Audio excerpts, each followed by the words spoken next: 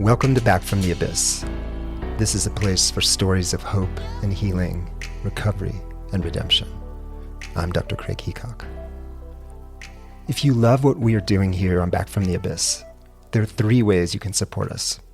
First, you can share an episode with a friend or loved one. Second, you can write us a review on your favorite podcast platform. And third, and this is a new one, you can help us pay for the production costs. Now, as you all know, this podcast is a labor of love for me, and I put in countless hours each year to bring you these stories. However, I also end up spending quite a bit of money out of pocket each season, and I've been thinking that it would be a lovely expression of support and gratitude if listeners would be willing to help contribute to pay some of these out-of-pocket expenses. All you do, just click on the Support the Show link in the show notes, and that will take you to our support page. I'd really appreciate it. Today's story is a mirror to Elizabeth's story from Season 1, Episode 1. In fact, as you will hear, today's storyteller, Sarah, was so moved by Elizabeth's story that it helped her to trust my recommendation to take a pretty scary medication, the extremely powerful antipsychotic and mood stabilizer called clozapine. So why tell this story again? As they say, history doesn't repeat itself, but it does often rhyme. And I think Sarah's story rhymes beautifully with Elizabeth's. Both had severe and treatment-resistant bipolar 1 disorder, formerly known as manic-depression. Both tried all the meds, did all the things, then eventually reached a point of utter hopelessness and despair. And then they had to try to trust me enough to do one more thing.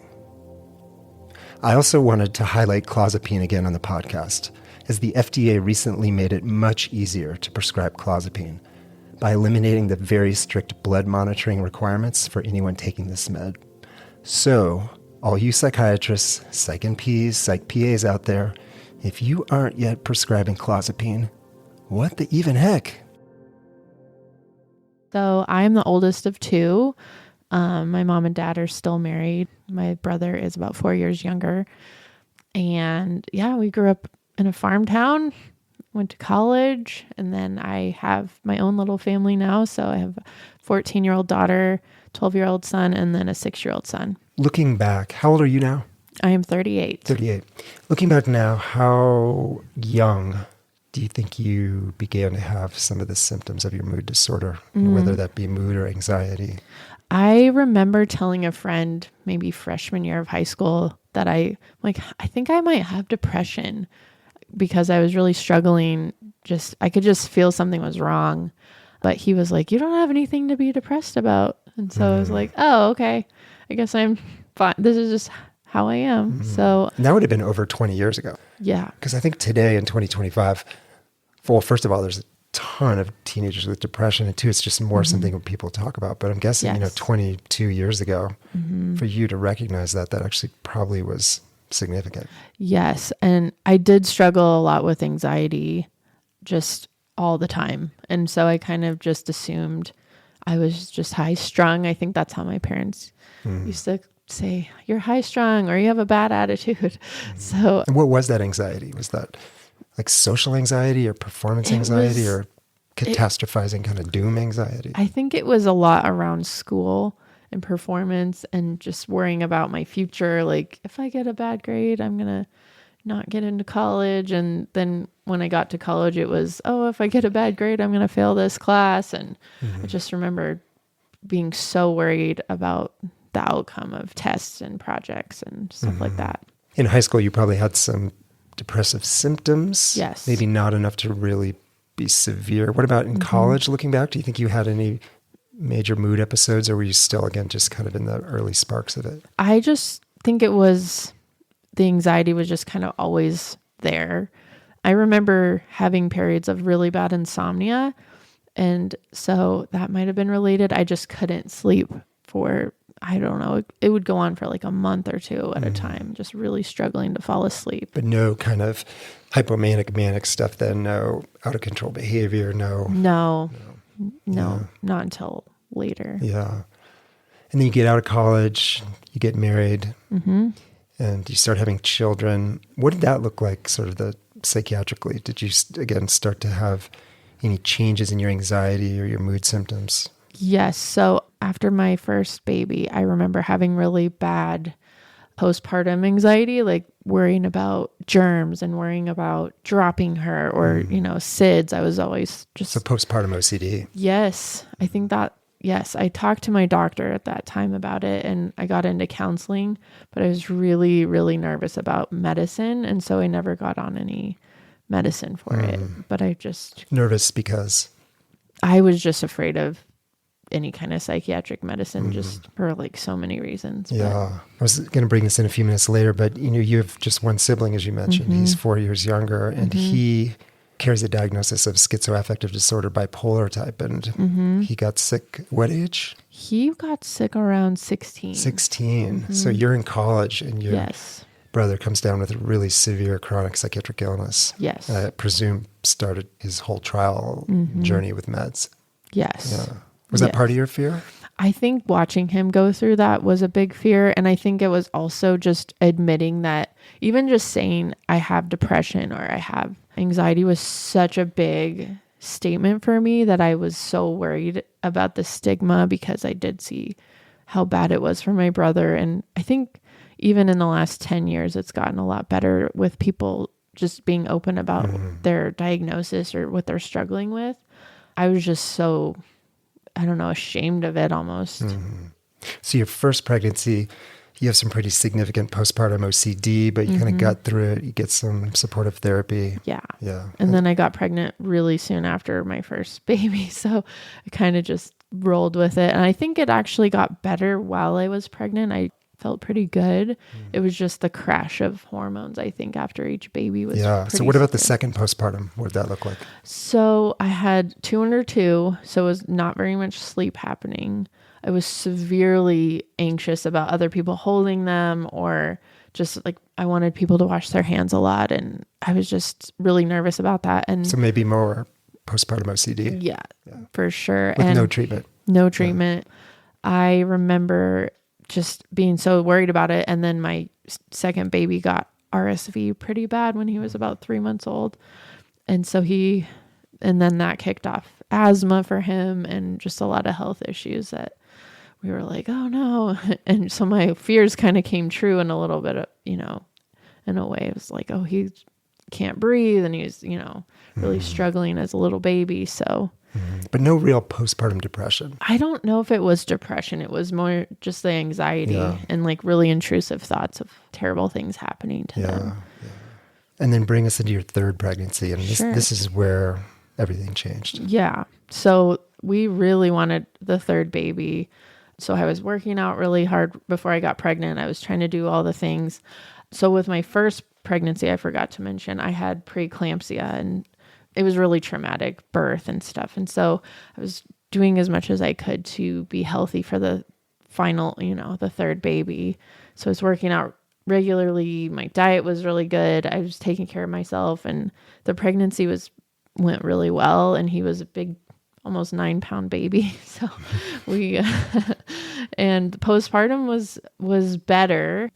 And then about 6 weeks later, my middle son had his first seizure. So it was like tender time to be experiencing. So 3 little kids, including a baby. And your middle child develops epilepsy. Yep. Wow. It was a lot. And how did you respond?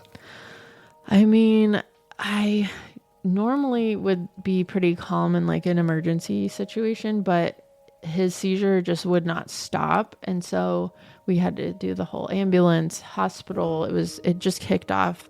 That whole year was really, really traumatic.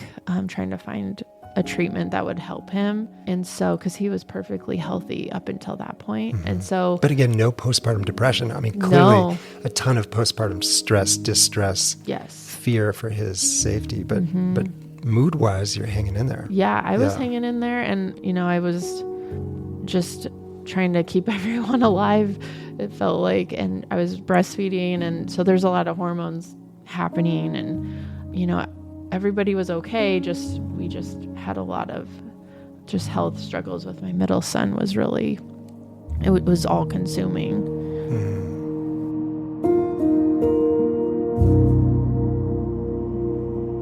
When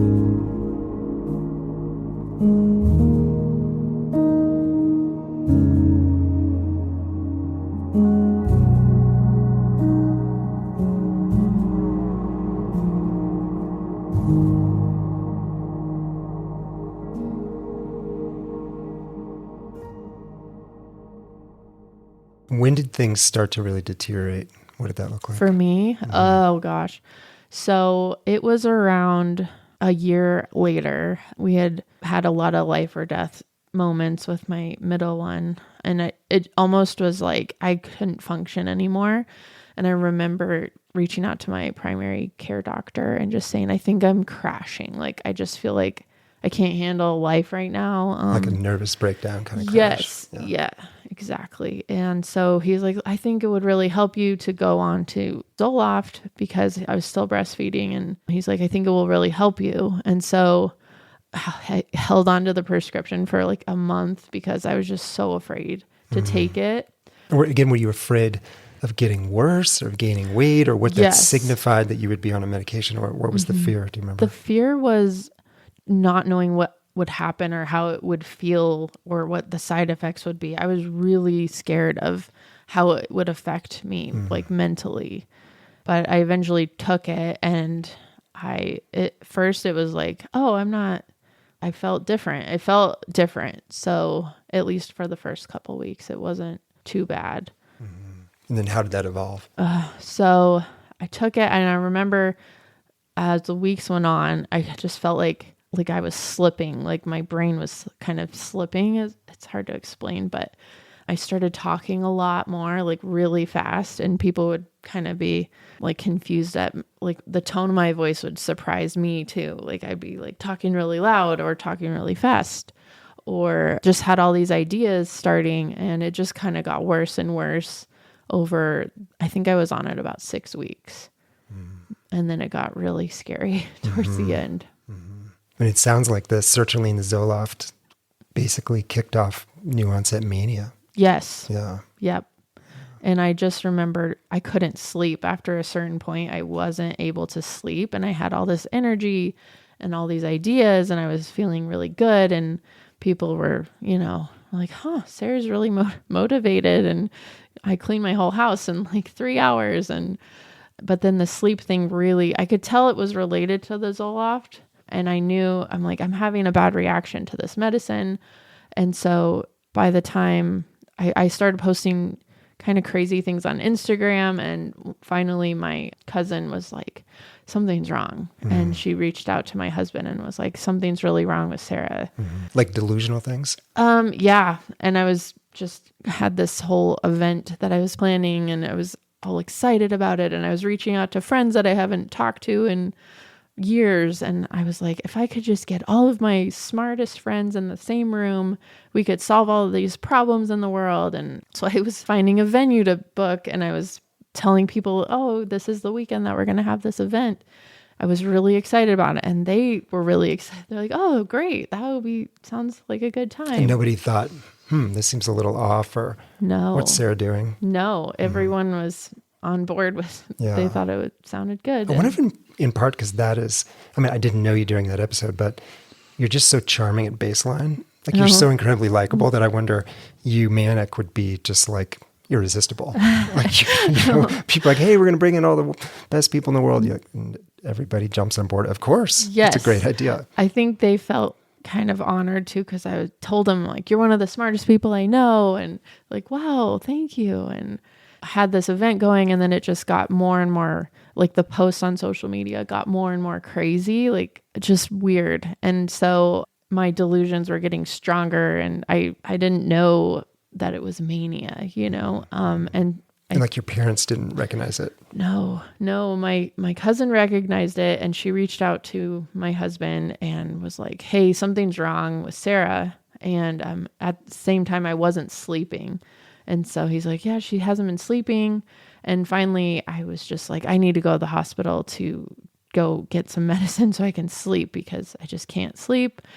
And so I voluntarily went, and they were like, this is the fastest way to get to talk to a psychiatrist is through the emergency room. And so I got, checked in, and I, was telling my whole spiel with the doctor there, and she's like, yeah, I think you should just go to the hospital, the mental hospital for a few days. It'll be like a spa. Like it's only going to be like 3 days.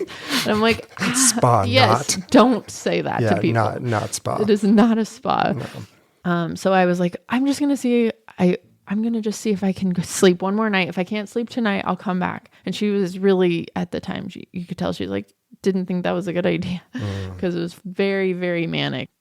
But she couldn't hold me there against my will. Like I checked myself out of the ER, couldn't sleep that night. I'm like, all right, I'm going to just bring my book and I'm going to, we're going to go to the mental hospital. It's just going to be for like one night. And then that was when they checked me in, and I was really scared because it's just a scary experience being checked into a mental hospital. Yeah.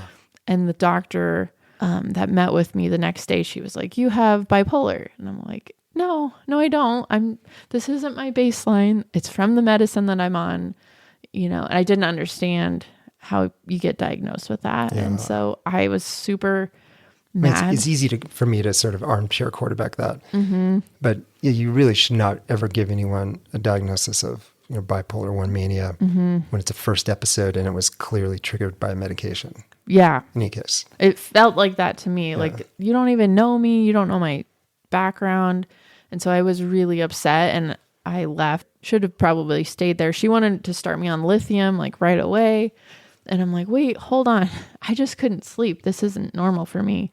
So I left. And so, yeah, that was in 2019. Mm-hmm.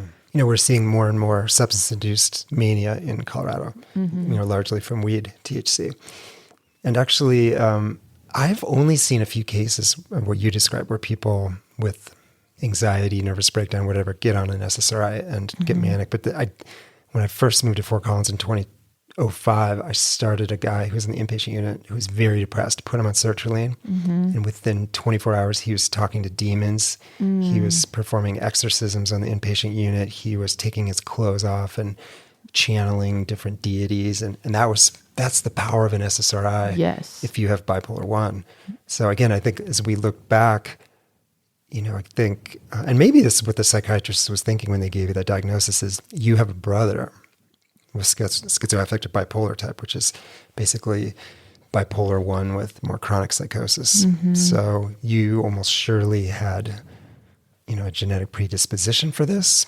But I'm guessing, and you and I have talked about this in our sessions, because you were not a substance user, you're one of these rare people now in Colorado that we're actually seeing having their first mania break, not from weed, but actually from an SSRI, from medication. Yep. Which used to be one of the more common ways it would happen, but now it's, at least in my practice, it's largely weed induced. Yes. Thankfully, I never did anything like that. In high school, I was just kind of a perfectionist and wanted the approval of my parents, and I was just following the rules all the time. Now, if this had been purely a substance-induced mania, like a THC-induced mania, you theoretically could have gone off sertraline, Zoloft, and it would have cleared, and you could have gone back to your life. So you did go off the sertraline. You left the hospital. Yep. But things did not, in fact, go back to their baseline. No. Yeah. Tell us more about that. So I left the hospital. I was okay. I felt a lot better after I stopped taking the Zoloft, but I needed to get in with a therapist. And so that's when I was, trying to find someone that could help me. The therapist I work with now, she was, the first session, she was like, I can't diagnose you over the phone, but let's, have a session. And she's like, you do have bipolar, because she pulled out the book that has all the diagnoses and stuff. And she's like, it just takes one manic episode to be considered bipolar. And I'm like, oh, so that's what that was. And I was really devastated by that news. But she was like, I feel comfortable treating you without being on medicine if I see you weekly, because I really didn't want to try another medicine after being traumatized by the first one. But I also wondered too, the devastation that you mentioned was not just getting a big diagnosis like bipolar 1, but again, your only sibling had his whole life derailed by psychiatric illness. Yes, it was so traumatic. I remember in the hospital being like, that first hospitalization being like, this is what my brother's been through. Like, he had really severe psychosis and was in the hospital for 6 months at a time. And so I was thinking that was what's going to happen to me, and just being so afraid of the process and being diagnosed with that. I'm like, you don't want to identify with that. And so it was a lot at one time to take in.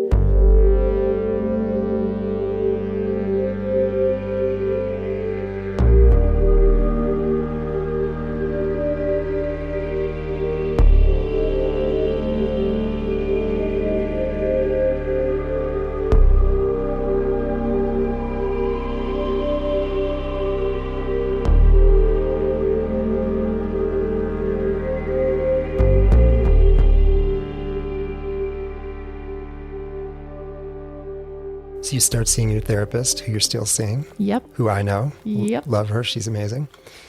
And what does the course of your illness look like after that? So we worked together for a while, and she referred me to my first psychiatrist, and we were trying all the things, like aside from psychiatric meds. Like I was going and getting these, I can't remember what it was, but it was like IV infusions and I can't remember what it was exactly, but we're trying all these things. Of non-pharmacological routes. Yes. And just managing stress and getting enough sleep. And I was doing okay. I was still depressed, but I wasn't manic. And then I don't know what happened, but over the months, it started getting hypomania and then manic. And then finally she convinced me to try lamotrigine. And so we took, that was like, I think a couple months after realizing, okay, I can't get a grip on this without medicine. And so we tried that, and I didn't notice anything from it. So I don't know if it was really doing much, but I seemed to be okay on that. And I would just meet with my therapist every week and try to sleep enough and try to reduce stress. But it kind of surrounded, like the mania would happen around like planning someone's birthday or Christmas is coming up. I'm so stressed out. And so it wasn't, we weren't managing it. Like, even though I was trying, I think the next medicine I tried was Seroquel maybe. And it wasn't working. And so I would get manic again and post weird stuff on Facebook and have to have my family take my phone from me and just try to like wait it out. Because you basically went from having this one big manic episode with psychosis that landed you in the hospital to doing what we call rapid cycling, right? Where you're just in and out and in and out and in and out, largely corresponding with your period, or as you said, with, times of stress or, big projects in your life. And then you're just locked into this constant cycle of sort of hypomanic, but also with the agitated mixed symptoms. Can you describe what that felt like? I think a lot of people struggle to understand like the misery of being in what we call a mixed state, or as I describe it to patients, having your foot on the accelerator and foot on the brakes. You're having like symptoms of agitation and revving, but also profound depression and despair. And what was your experience of that? Every episode was a little bit different, and like the things that I would fixate on were different, but it felt very like this energy behind everything, this like dull buzzing of like, it felt bad. It felt so bad. And having all these ideas, and all your family members and loved ones and friends would just look at you like, what are you talking about? And it was scary for everyone around me too, because I would be just kind of explosive anger out of nowhere, or just really depressed. I remember laying there on the couch, trying to take care of my kids, and seeing like a sock on the floor across the room and being like, I can't even pick that up. I'm so depressed. I couldn't even get my head off the pillow some days. I was so deep in depression. And then it would, the mania would start to hit, and I'd be like so relieved from being so depressed that I was hoping, I'm just getting better. And everyone around me would be like, I think you're getting manic again, just based off of how fast I was talking. And I'd get these ideas, and then I'd get like terrible ideas. Like I thought I had a brain aneurysm. I thought I was dying. I thought the world was going to end. And I think slipping into psychosis was terrifying. It was so scary. And that happened over and over. Mm-hmm. Yeah. It's like that first big manic episode triggered something. It's almost like you got put on the roller coaster. Yep. And you never got a break. I mean, is it fair to say after that first big break in hospitalization, you didn't have any real periods of health? My therapist likes to say you were really good at hiding the mania. I was really good at masking, I guess. Like, okay, no, I'm fine. This is fine. And it was hard to admit to myself too that I was mania again and again and again because I was following doctor's orders. I was taking the medicine every time. I didn't miss a dose of what I was prescribed. But it wasn't helping. No, nothing was helping. Yeah. And it was also a lot of it. I was anxious about gaining weight. That was a big... And that happened. Oh yeah, it happened. How much weight? Probably around 30 pounds, I would say. And so it's one thing if you take meds that stabilize you and keep you out of the hospital and gain 30 pounds. I mean, I would argue that's a horrible bargain. But to take meds that are not stabilizing you that lead to 30-pound weight gain, that just seems like insult to injury. It's so bad. And now looking back, my identity was wrapped up in my looks too. Like, okay, I didn't have to work out ever and I was just skinny and I was afraid of losing that part of my identity. And plus I didn't have any reason to trust like the meds would work because none of them had worked in the past.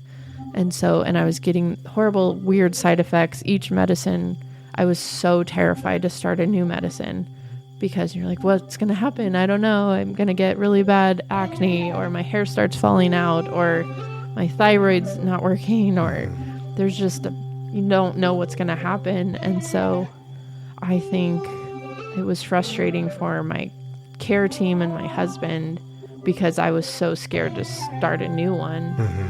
And then you have to be on it for a while to see if it's going to work, and it wouldn't work.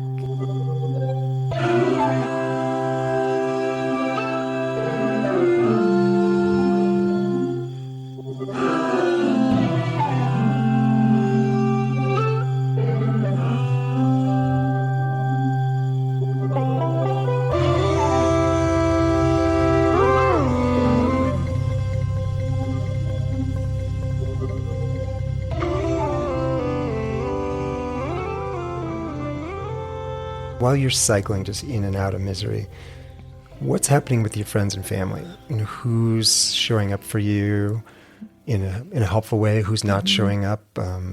Did you lose people during this time? Yes. So it was hard on everybody in my life. For a long time, almost a year, I didn't tell anybody. The only people that knew were my husband and like a couple family members. And I was just so devastated and ashamed and scared that people would look at me differently if they knew I was diagnosed with that. And so some of my friends who were like right there kind of took things too personally. I think the stuff I was saying, the things I was doing or believing, they kind of didn't know how to handle it. And even I think I scared them a little bit when I was in an episode. It definitely put a lot of pressure on our marriage. It was very, very difficult because I think a lot of people don't know unless you're firsthand in the situation how much of it is out of your control. Like I didn't want to be saying these things or doing these things. And a lot of people in my life, I think, still see me that way. Like, oh, you said this, you thought the world was going to end and you thought they were going to go to hell and all this, the delusions that I don't believe now. Obviously they kind of only see me through that lens still. Like how many people did you lose? I mean, I've lost 3 really good friends and they've never come back. Not in the same way. No, they and I really needed them they would say things like, oh, are you off your medicine? Like you must not want to get well if you're not taking your medicine. I had said something like, my doctor wants me to try lithium now and I really don't want to. I'm really afraid of taking it. I don't want to take it. And they took that as I wasn't going to take it. And so they kind of, all 3 of them decided like, Sarah doesn't want to get better. Yeah. And I was taking that. I did take it. They just didn't ask enough questions. They just kind of were like, well, we don't want to be part of your life if you're not willing to get better. Yeah. I mean, it actually sounds like you were doing everything that was in your quote unquote power. You were taking your medications as well as you could. You were trying to protect your sleep. You weren't doing substances. You weren't smoking weed. Right. You were trying to see your therapist. You were actually trying to do the things that were in your power, and none of it was working. Right. Yeah. And people that are on the outside were assuming because I was going manic so often that I wasn't following doctor's orders. So, and there's still people in my life that it's damaged our relationship. And they only see me through that lens now. Like they only see me as the sick version of me, where I believed I was going to be Taylor Swift's best friend, and like these crazy things that I know now are not true or real. And then some of my friends and people close to me never changed the way they looked at me. And they sought to understand the disorder more. And I think they a couple of them are in law enforcement and had seen, That's just what I was going to ask. If the people who stuck with you, if those are people that had some prior experience or just had some touchstone that they could relate to. Yes. The people that still are my close friends to this day, had more knowledge about mental health disorders and training. They still are some of my best friends, and they didn't change how they looked at me. They were like, we're here for you no matter what. And we love you. And you're like family. They really were great. And they still are. And I'm so thankful for people that took the time to understand the illness and could see that it was not me.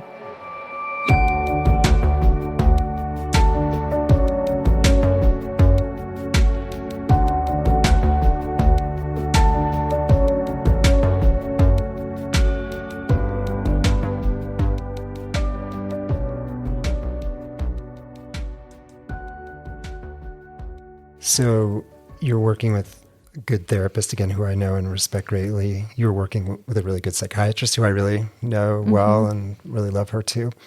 But how did you come to find me? So it got to a point we were talking about clozapine, and I was so afraid of it because my brother was on it and it caused like major side effects, weight gain. And I think because he was also on Abilify, which I tried that too and it didn't work. But my past psychiatrist didn't do the clozapine. There's a whole program, I guess, that you have to do the blood work every week for 6 months or whatever it was. And so she referred me to you because you're familiar with that. And then you also offer the ketamine therapy. So we kind of transferred care. Yeah, I remember our first meeting, correct me if I'm wrong, it was about 2.5 years ago.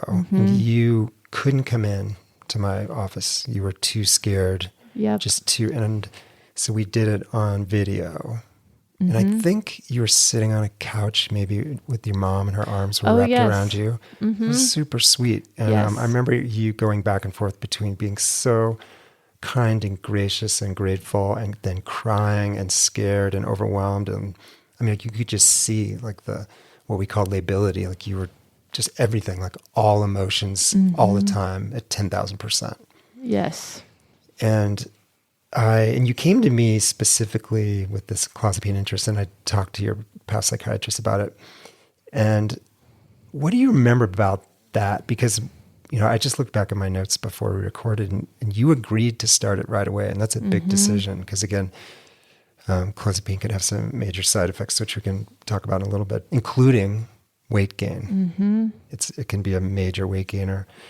So I remember us talking about it. And I also think it was that first session where I said, hey, I don't think I have this podcast and I want you to listen to this episode. And I sent you season 1, episode 1, which is the story of Elizabeth, a woman with bipolar 1, a woman with actually really similar pain as you, who after endless tries of everything and doing everything right like you, she went to clozapine and it finally stabilized her. Yep. It was amazing, actually. That episode I listened to a couple times because I was so desperate for just finding someone's story that had a happy ending, and just some hope. Like, okay, this isn't like, we're going to find something. And I remember my therapist told me beforehand, before we met, like, he's going to be so great. Like, he just has a way that makes you feel like everything's going to be okay. And she was right. She was right. And I just was like, I have to be brave and try this new medicine. And I was so like, I don't think people understand a lot of the time how scary it is to start a medicine that's called an antipsychotic, like, or it has a black box. Like, you just are so scary. Unless you're in it, you don't understand how terrifying it could be. And then the weight gain, you're like, am I going to be 100 pounds heavier? Yeah. But I remember her story was like, okay, she did gain weight, but she's okay too. It's okay. And it really, really brought a lot of hope for me to like trust, you know what you're doing. You're not trying to hurt me. I was on a podcast a couple of years ago, Sarah, and I was talking about informed consent. And I actually thought about you and other folks who have started on clozapine. And, you know, when people are at the point of needing clozapine, they're usually in a really bad way. You know, I don't know exactly what I told you in terms of potential side effects when we first talked, but, you know, the reality is if I had given you 100% honest informed consent, it would have been something like this. Okay, you're going to start a medication that has a black box warning for bone marrow depression, destroying your white blood cells. It can cause seizures. It can cause inflammation of the heart. It can lead to diabetes and severe weight gain. It will make you drool in your pillow. It can cause terrible morning sedation. Like if I had gone through all those, there's no way you would have started it. Right. And so, yet, the other reality, the informed consent of clozapine, is clozapine can literally change your life. And, you know, it's not an accident that the very first episode of Back from the Abyss was a story about treatment-resistant bipolar disorder that went into recovery with clozapine. Because, you know, as again, listeners know, I would argue it's the most powerful, arguably miraculous medicine that we have right now. And it has some heavy-duty side effects, but it also can completely change everything. Yes. Yeah. And I wish we could rebrand it as a mood stabilizer, because it is the best antipsychotic for sure. You know, the Katie trials years ago proved that, but it's also the best mood stabilizer. It's amazing. And you had such a calm, like, confidence about the way that you brought it up to me was like, this is going to help you. And you were just so like, okay, I'm going to be okay. You're not the type of doctor that was like, let's just throw whatever we have at you. And, you know, it was more like you had a strategy behind the way you brought it up to me. And it was so like my mom after the call ended, she's like, this is good. He wants you to get better, you know, and not just like medicate me.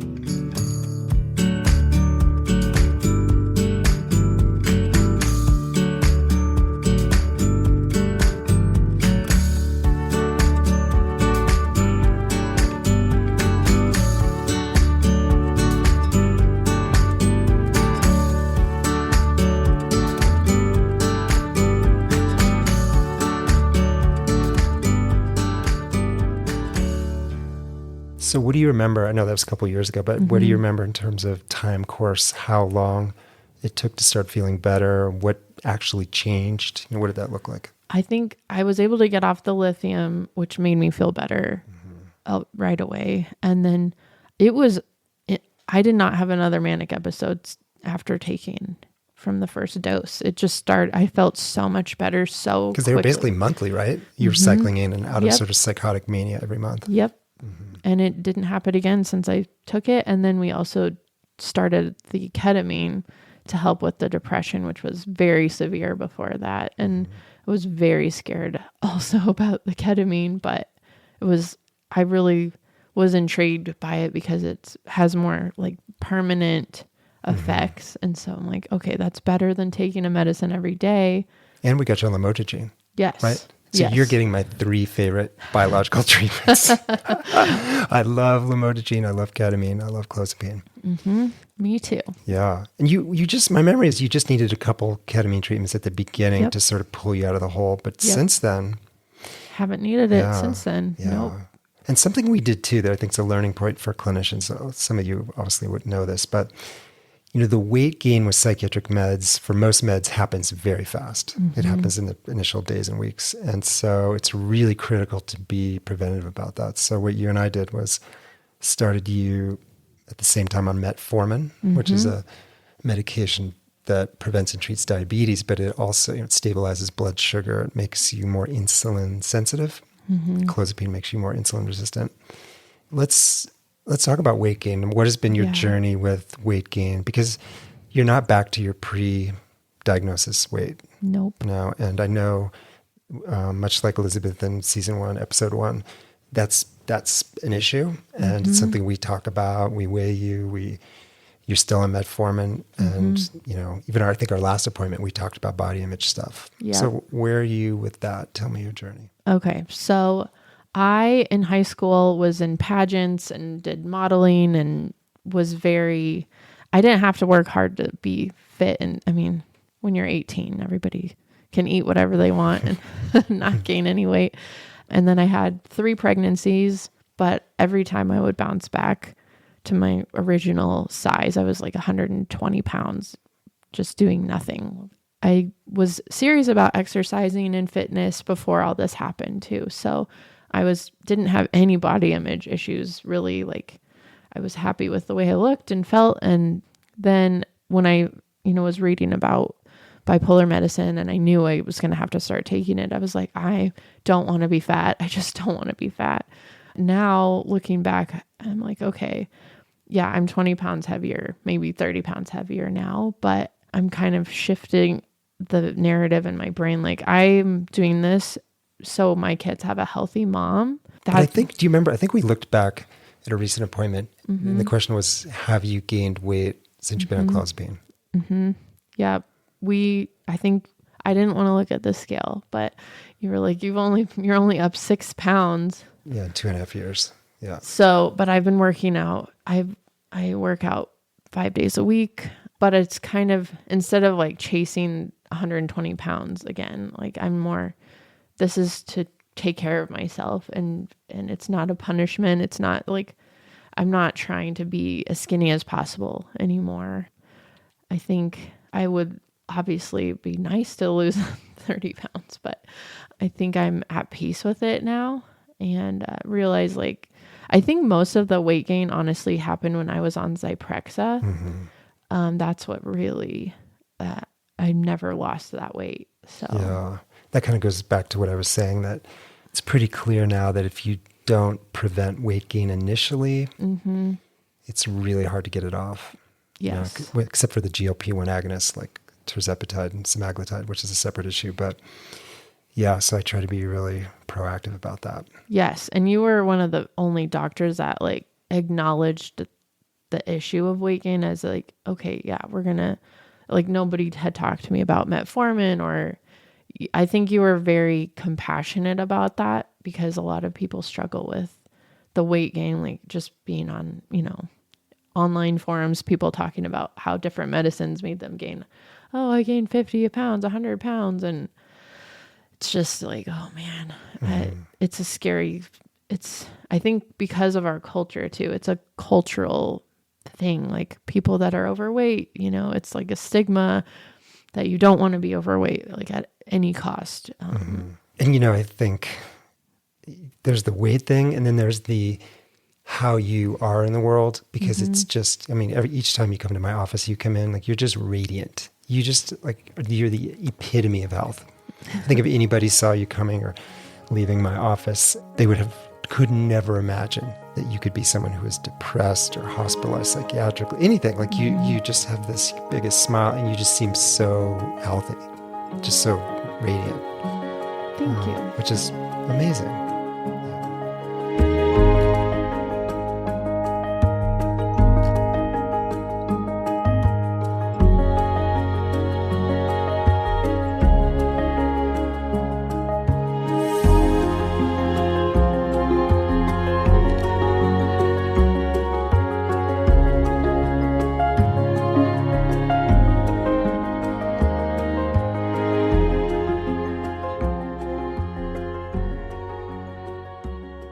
What's been your journey with psychotherapy? You talked about from the very beginning, you and your therapist meeting weekly. And boy, there's we talked about this briefly, so many spin-offs of having a severe mood disorder in terms of marital issues, career issues, family issues, friend issues, existential issues, why me, faith issues. Yes. It gets to everything. And, of all the work you've done together, what do you think's been most meaningful that you've done with her? Having someone in your corner, like that's just on having a therapist that's just for you, once a week meeting, having her to just listen and support me. She's also very good about telling me what I need to hear too, even if it's not something positive. She's very direct. Yes. She when she tells you something, she means it, and it's not just to make you feel good. I had a lot of anxiety around parenting, like I said before. I would never hire a babysitter ever. I would not. There's all these things that I was so afraid of. And she helped me get through those one by one. Like, okay, this is how we're going to hire your first babysitter. And your kids are... Babysitters are the key to happy marriage. I think you're right. Or at least a happy relationship. Yes. Yeah. She's seen me in all states. Super manic, super depressed. I remember when I'm super depressed, I would be like, I don't even know why I'm coming here. I don't feel better. This isn't helping me. And she's not too much older than me. So it's kind of an interesting dynamic, like an older sister type. Yeah. I was wondering if that's the kind of, I don't know, transference is sort of the unseen kind of template you experience her kind of as an older sister. Yeah. Like a wiser, older, yeah. Yes. And very non-judgmental. I had a lot of codependency issues too. And we really have worked hard on that. In dealing with how the bipolar has affected my relationships, she helps me a lot in how to interact with them, how to apologize, how to take ownership of your own health. So, and then the marriage stuff, it's been a really hard 2 or 3 years in that regard. Yeah. Do you have any thoughts or advice that you would give to, say people who are newly diagnosed with severe recurrent depression or bipolar disorder and are kind of on the beginning end of this journey? I just feel for them that when someone first tells you that you have a diagnosis like that, it just shakes you to your core. Like, this is who I am now. And I would say find people that love you and support you. I hope people that are walking alongside someone with a diagnosis like that can separate the illness from the person too, and not take what they're saying literally or personally. If they're in a really psychosis or something like that, that's not who they are. And I would say to someone with the diagnosis, that's not who you are. You're not bipolar. You're not someone, like, you're someone suffering from it, but that's not you. And there's hope. Right. There's such a difference between, I have depression versus I am depression, or I have bipolar versus I am bipolar. Yes. Everybody kind of feels differently about it, I think, but I do not like saying I am bipolar. No, I don't think that's accurate. No. And I remember at the beginning, like, Googling which celebrities have bipolar disorder and like how their stories have played out. And I was just so desperate to find stories of people that were just regular people that have overcome the illness and are on the other side of it and found stability. And I remember thinking, I will never feel happy again. Like, this is just who I am now. I'm just depressed and I can't feel joy anymore. And now it's been however long, about 6 years almost since I first got diagnosed, but I feel like I'm laughing. I remember the first time I laughed, like really laughed again. And I was like, oh my gosh, it's like after years. After years. Years of no laughing. Mm-hmm. Wow. Yep. Seems like another lesson in your treatment journey, and this is something we hear about a lot on Back from the Abyss, is it can take a while to get out of the darkness. I often have people come to me and I say, I'm pretty sure we can get you better, but I can't say how long this is going to take. Right. Because just med-wise, you tried a number of good things and you were doing the right things. Like, as I said, like you were actually, because, some patients are not so compliant for a lot of reasons, and you were doing the right things, and it took years to stabilize.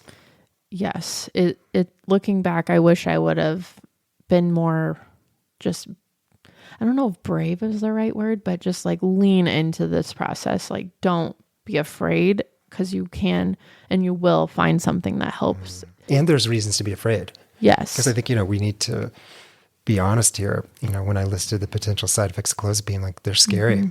Yep. And those other, the most powerful bipolar meds, lithium accepted, they can have some very scary side effects. I think in general, lithium is quite well tolerated. You didn't tolerate it well, but but when you're signed up to try to treat bipolar 1, like, you're looking at some heavy hitters. Yes. And it does take courage, because these side effects are not just theoretical. Right. It's not just like, may cause blah, blah, blah. It's like, no, you're probably going to have A, B, and C, and probably D. Yep. And B and C are going to be hard.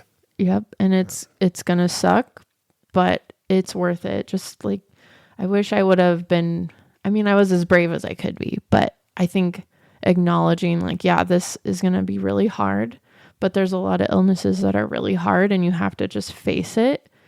Nobody likes to take new medicine and experience all the side effects, but it's like, okay, there will be something that helps you one way or another. Just don't give up, keep going. How is this process of kind of putting your thoughts together to sit down and record with me? I feel just proud that I'm on the other side of it. And I hope other people can. The reason I wanted to do it is just, I was that person at the beginning, listening to the first episode of your podcast and feeling so much hope afterwards. Like, okay, she had that happen and she's now doing this and doing that and functioning in society again. I just hope I can help someone else in the same situation feel like there's hope for them too. Well, I will definitely make sure Elizabeth of season 1, episode 1 hears this. Good. I will alert her right when it publishes. This has been a joy to sit down and record with you. Thank you so much. Yeah, thank you. Yeah, it's been so meaningful for me to be on this last 2 years of the journey and just to watch you literally come back alive. In some ways, maybe even better than you were. Oh, yeah. I think you've made some changes in your life that you're arguably healthier than you were pre-2019. Yep. My sense is that you are as good as you've been as an adult, which is just phenomenal. Yes, I'm better than ever. Way to go. Yeah, thanks. I'm proud of you. Thank you.